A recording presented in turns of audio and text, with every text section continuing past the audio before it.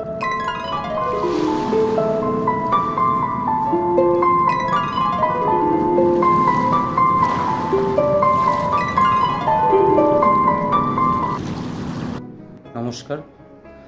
Soulful journey চ্যানেলের প্রতিটি শ্রোতাবৃন্দকে আমার অনেক অনেক ভালোবাসা, শুভেচ্ছা এবং কৃতজ্ঞতা জ্ঞাপন করছি। আপনারা যেভাবে এই চ্যানেলটিকে সাপোর্ট করছেন এবং মানুষের মাঝে পৌঁছে দিচ্ছেন, সত্যি সত্যি আমি খুবই আনন্দ পাচ্ছি। আপনাদের এই ধরনের সাপোর্ট আমার চলার পথে অনেক শক্তি বৃদ্ধি করবে। আমি উৎসাহ আরও নিয়ে আরও নতুন নতুন ভিডিও বা শর্ট তৈরি করব।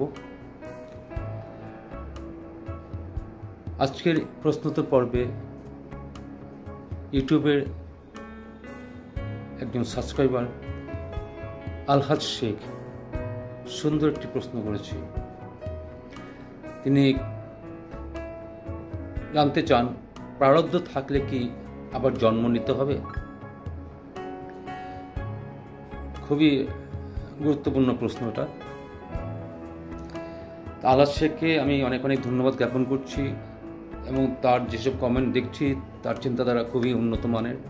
আজকের কোশ্চেনটি সেই ধরনেরই প্রতিফলন দেখতে পাচ্ছি।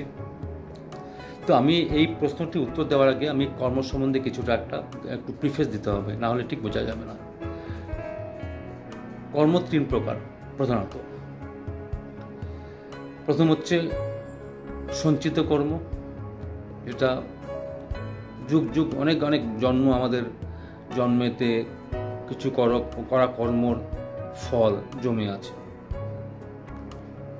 একটা মানে বলতে পারেন পাহাড় সদৃশ্য কর্ম জমে আছে, কর্মের যেটা আউটপুটটা বা ফল জমে আছে, সেটা হচ্ছে সঞ্চিত কর্ম। এটা কখন এটা আসবে এটা কেউ বলা যায় না। যেমন মেঘের মধ্যে জল থাকে, কখন এটা নেমে আসবে এটা ঠিক নির্ধারণ করা খুব কঠিন ব্যাপার। এটাকে বলছে সঞ্চিত কর্ম। এই সঞ্চিত কর্ম যখন ফল দিতে শুরু করে, কিছু ফল দেওয়া শুরু করে, যেমন আমার আজকে এই জন্ম আমি আপনাদেরকে শোনাচ্ছি বা আপনারা শুনছেন, বা আপনি কোন পরিবেশে জন্ম, আপনি কী ধরনের সংস্কারে আপনার জন্ম হয়েছে, কি প্রফেশন আপনার, কী ধরনের আপনি চিন্তা চর্চা করতে অভ্যস্ত, এগুলো কিন্তু প্রারব্ধ কর্ম। আজকে আপনি ধনী বা গরিব, এটা কিন্তু প্রারব্ধ কর্মেরই ফল, যেটা সঞ্চিত কর্মের থেকে আপনি পেতে শুরু করেছেন। আপনার শরীর রুগ্ন বা স্বাস্থ্যকর, আপনি দেখতে সুন্দর বা কুৎসিত, সব কিন্তু প্রারব্ধ কর্মের রিফ্লেকশন বা তার প্রতিফলন। তো সঞ্চিত কর্মের থেকে যেটা রেজাল্ট আসতে শুরু করে সেটাকে বলছে প্রারব্ধ কর্ম। আরেকটা হচ্ছে আগামী কর্ম বা ক্রিয়মান কর্ম বলা যেতে পারে, যেটা আপনি করে চলছেন, সেটা আপনার ভবিষ্যৎ তৈরি হবে, সুন্দর ভবিষ্যৎ তৈরি হবে। এবং কিছু কিছু অলরেডি আপনি, যেমন এই মুহূর্তে আপনি ক্লাস শুনছেন বা আপনার ভিডিওগুলো শুনছেন, এটা একটা এফেক্ট সঙ্গে সঙ্গে পাবেন, মনটা একটু ভালো লাগা শুরু হবে। এবং ভবিষ্যতে কী হবে, আপনি যখন চলার পথে এই কথাগুলি মনে থাকবে, যদি মনে রাখেন, তাহলে এই চলার পথে এই কথাগুলো আপনার প্রয়োগ হতে শুরু করবে। প্রথম নিজে নিজে ভিতর থেকে আসবে, বা এরকম হতে পারে যে আপনি চিন্তা করছেন, হঠাৎ ভিতর থেকে এটা উঁকি মারছে, থটগুলো উঁকি মারছে। এটা কিন্তু বলা যেতে পারে আগামী কর্মের বা ক্রিয়মান কর্মের এটা যেটা রূপ। এবার আপনি আলহাজ শেখ প্রশ্ন করেছে, প্রারব্ধ কর্ম থাকলে কি দেহ যে আমি আবার যে জন্ম আর নেব, আমি যে আবার জন্ম নেব, সেটা মানে প্রারব্ধ কর্মের দ্বারা কি? দেখুন, প্রারব্ধ কর্মের ব্যাপারটা হচ্ছে যেটা আপনার সঞ্চিত কর্ম থেকে যেটা কিছু কিছু অংশ বেরিয়ে আসে। কখন বেরিয়ে আসে, কখন কি বেরোবে, সেটা আমাদের জানা নেই। এটা ঠিক নির্ধারণ করা যাবে না। প্রারব্ধ কর্মের ভিতরে কিন্তু সাধক সাধিকা সবাই কিন্তু এখানে অন্তর্ভুক্ত। আজকে একজন জ্ঞানী পুরুষ আত্মজ্ঞানী পুরুষ। তার কিন্তু ধরে নিন তার শরীর আছে, জ্ঞান লাভ করার পর তিনি আরও অনেক বছর কাটাচ্ছেন, কিন্তু তার শরীর খুব রুগ্ন। এটা প্রারব্ধ কর্মেরই ফল। সেখানে মানে প্রারব্ধ কর্মটা কেমন, যেমন তীরটা ছোড়া হয়ে গেছে, এবার তীরটা যখন ছোড়া হয়ে গেছে তীরটা তো গিয়ে লাগবেই। এটা আপনি কর্ম সম্পাদন করে ফেলছেন, সেটার এফেক্ট একটা আপনি পাবেনই। তো আপনি অতীত কর্মের ফলে আপনার একটা এই মুহূর্তে আপনি খুব হৃষ্টপুষ্ট আছেন, বা সুস্বাস্থ্যের বা আপনি দুর্বল স্বাস্থ্য, এই ধরনের যদি যা কিছু হোক সেটা কিন্তু আপনার তীর ছোড়া হয়ে গেছে, সেটা আপনি ভোক্ত করবেন। এইবার জন্মের ব্যাপারে নেক্সট জন্মে আপনি আবার শরীর ধারণ করবেন কিনা এটা নির্ধারণ হচ্ছে আপনার আত্মজ্ঞান লাভের উপর। কেননা আপনার আত্মজ্ঞান যেখান থেকে সব কিছু প্রারব্ধ কর্মটা সঞ্চিত কর্ম থেকে আসছে। সঞ্চিত কর্ম হচ্ছে কর্মের যাবতীয় যা কর্ম করেছেন অতীতে, অনেক জন্মের, এক জন্ম না অনেক জন্মের কর্ম করেছেন, তার স্টোর হয়ে আছে, তার ফলগুলো স্টোর হয়ে আছে, সেটা মাঝে মাঝে নেমে আসে। এখন যদি আত্মজ্ঞান লাভ করে কোনো যদি ব্যক্তি আত্মজ্ঞান লাভ করে, আত্মা এবং পরমাত্মার সাথে অভেদপ্রাপ্ত যদি অনুভব আসে, তাহলে তার সঞ্চিত কর্ম একদম জ্বলে যায়, ধ্বংস হয়ে যায়। আর যেটা সঞ্চিত কর্ম ধ্বংস হলে কী হবে, তার পরবর্তী জন্ম আসতেই পারে না, সে জন্ম মৃত্যু সার্কেল থেকে বেরিয়ে গেল। কিন্তু যেটা অলরেডি হয়ে গেছে, বেরিয়ে গেছে, যেই কর্মটা বেরিয়ে গেছে, সেটা প্রারব্ধের অধীন, সেটা কিন্তু সে এই জন্মে ভুগবে, এবং এই জন্মে ভোগার পরে নেক্সট জন্মে আর শরীর নেবে না। কেননা নেক্সট জন্ম নেওয়ার জন্য যে তার যে ফুডিংসটা ছিল, ফুডিংসটাই ধ্বংস হয়ে গেছে। মানে ফুডিংস মানে যেটা ডিমান্ড ছিল, রিকোয়ারমেন্ট ছিল, কেন জন্মটা কেন নেই আমরা, অভিলাষার জন্য, বা আমার যেসব সঞ্চিত কর্মের বাসনা। আপনার ধরেন একটা ফুটবলার হওয়ার খুব ইচ্ছা, আপনি খুব ফুটবল খেলতে ভালোবাসেন, যখনই ফুটবল খেলার সুযোগ পেয়েছেন খেলেছেন, এবং বড় ফুটবলার হতে আবার ইচ্ছা, নামি দামি, কিন্তু আপনি পারলেন না, আপনি সাধারণভাবে জীবন কাটালেন, কিন্তু আপনার কাছে এই কর্মটা, এই ইচ্ছাটা খুবই মানে খুব জোরালোভাবে আছে। এখন যদি আপনার আত্মজ্ঞান লাভ করে, তাহলে তো আপনার এই ইচ্ছাটাও যাবে গিয়ে।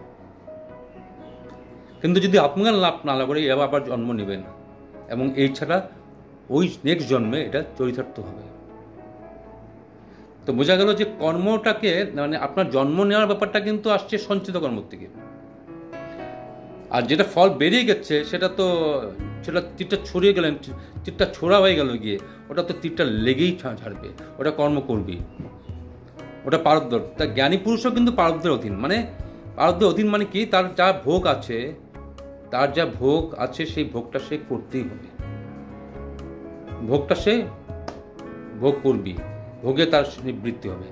কিন্তু তার কিন্তু নেক্সট জন্ম হবে না। কেননা নেক্সট জন্মের যেই কারণে নেক্সট জন্ম হওয়ার কথা, যে সঞ্চিত কর্ম, সেখানে আপনি বোম দিয়ে উড়িয়ে দিয়েছেন, সেখানে আর নতুন করে তৈরি হবে না। কেন সেই বাড়িটা ভেঙে দিয়েছেন, সেই জায়গাটাকে আপনি তছনছ করে দিয়েছেন। কেন? আত্মজ্ঞান লাভ করেছে।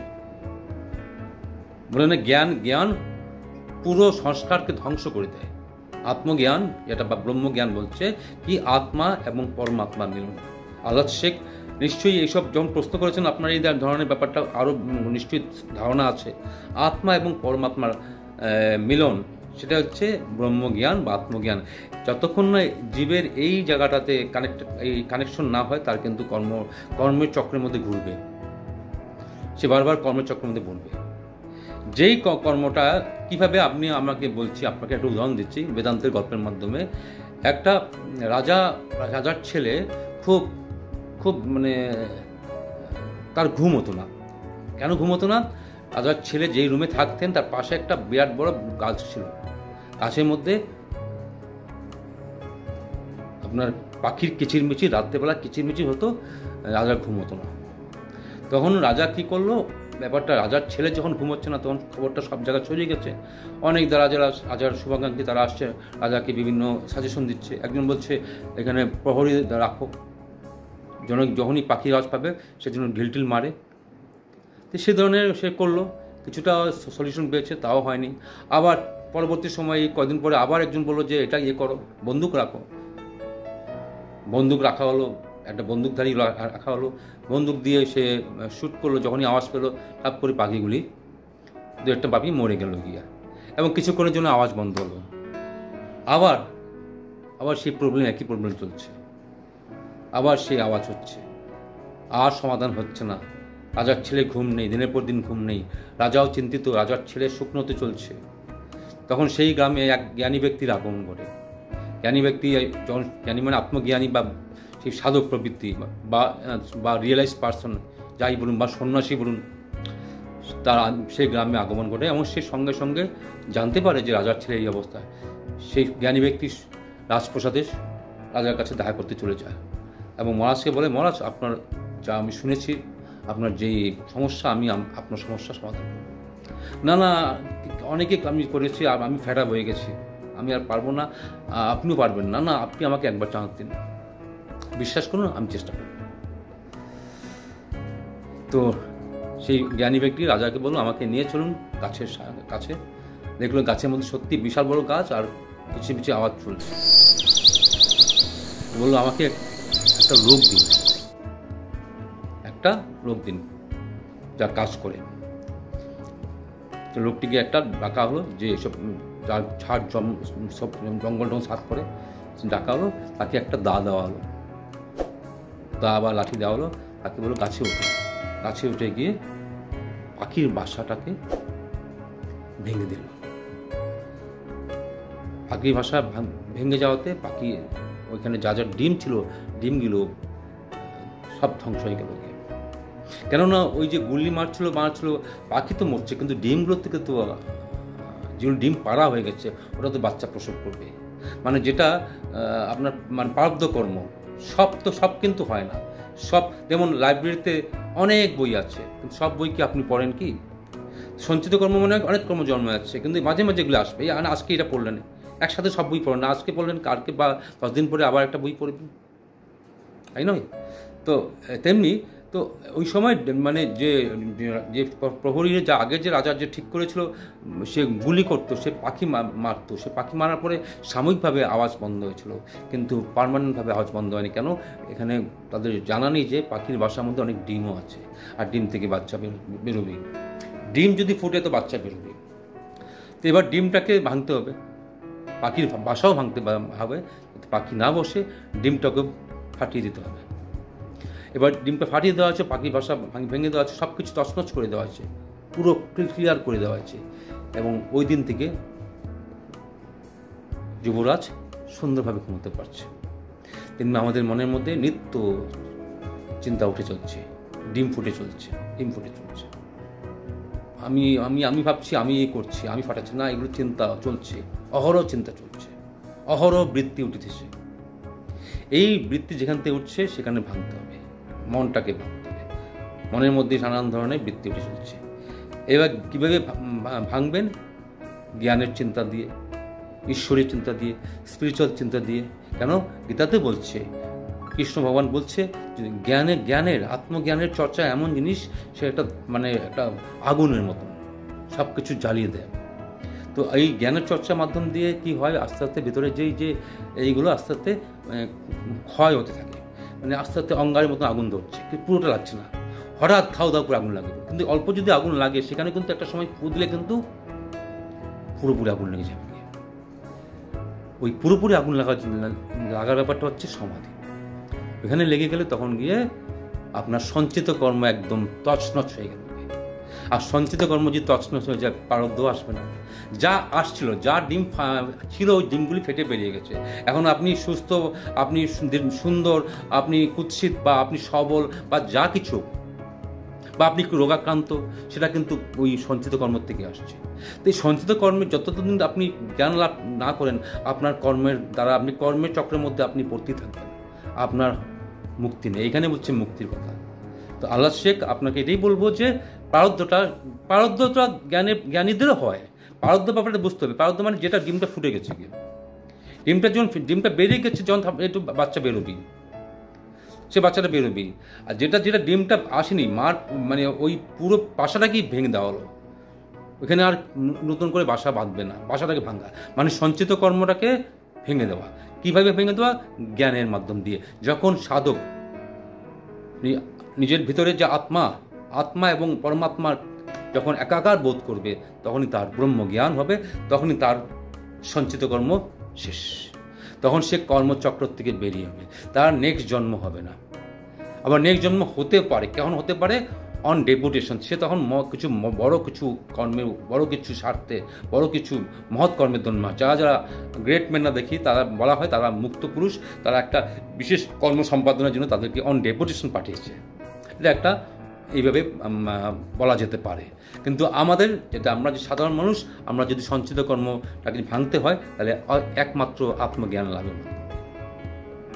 ঠিক আছে, আলাস শেখকে আপাতত এই ভিডিওটা আপনার প্রথম কোশ্চেনটাই নিয়েছি। ঠিক আছে, আশা করি আপনি উত্তর পেয়েছেন। উত্তর ভালো লাগলে নিশ্চয়ই চ্যানেলটাকে আপনারা শেয়ার করবেন, যেমন করে আসছেন করবেন। ঠিক আছে, প্রণাম, ভালো থাকবেন।